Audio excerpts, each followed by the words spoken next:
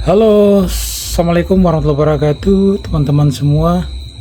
Di video kali ini saya akan membahas sebuah isu yang penting yang sering kali jadi perbincangan, yaitu tentang dana desa dan bagaimana kita seharusnya memandangnya.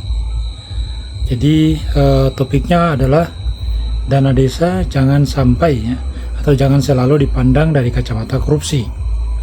Nah, teman-teman semua, belakangan ini kita sering melihat kepala desa atau aparat kepala desa yang harus berhadapan dengan proses hukum karena dugaan penyimpangan dana desa anggaran dana desa atau ADD. Nah, tentu kalau memang ada yang sengaja memperkaya diri, memanipulasi anggaran ataupun menyalahgunakan kewenangan untuk kepentingan pribadi, maka proses hukum harus ditegakkan. Tidak ada yang boleh kebal hukum. Tapi ada satu hal yang menurut saya perlu kita pikirkan bersama. Apakah setiap kesalahan dalam pengelolaan dana desa itu harus langsung dibawa ke ranah tindak pidana korupsi? Nah, itu pertanyaannya. Realitas di lapangan ini tidak sesederhana itu, teman-teman semua, bahwa banyak aparat desa yang baru belajar mengelola anggaran miliaran rupiah ini.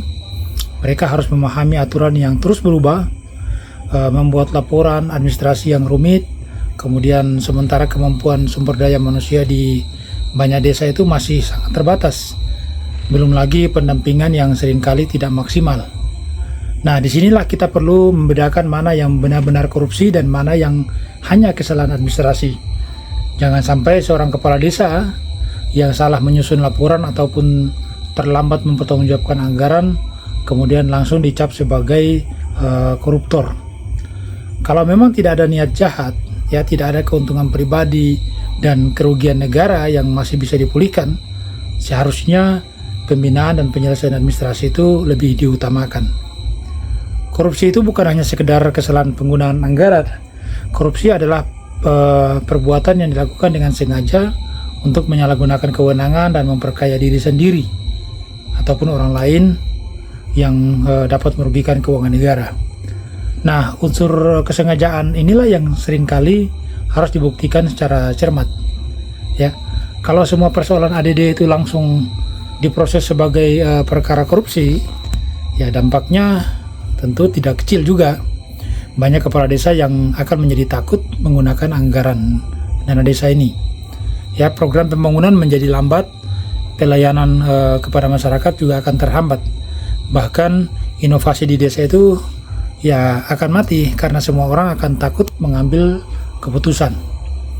Menurut saya pendekatan penegakan hukum itu harusnya lebih profesional.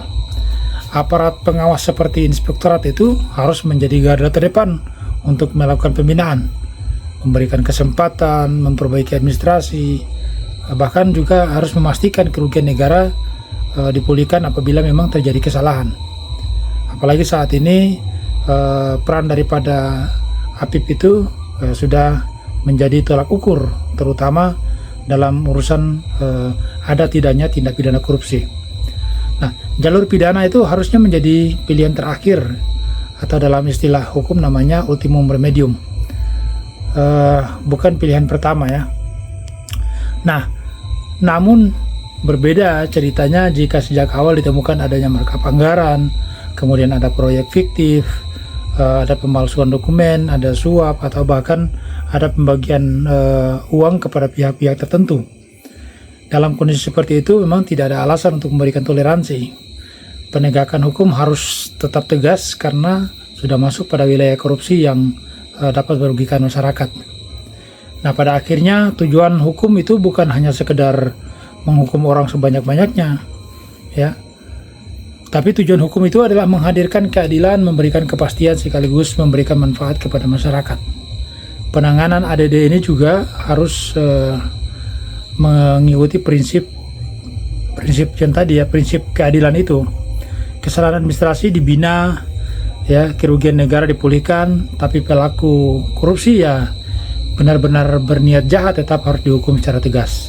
Dengan cara seperti ini maka desa tetap bisa berkembang, kemudian tidak ada dihantui rasa takut yang berlebihan, dan pemberantasan korupsi tetap berjalan secara adil serta tepat sasaran.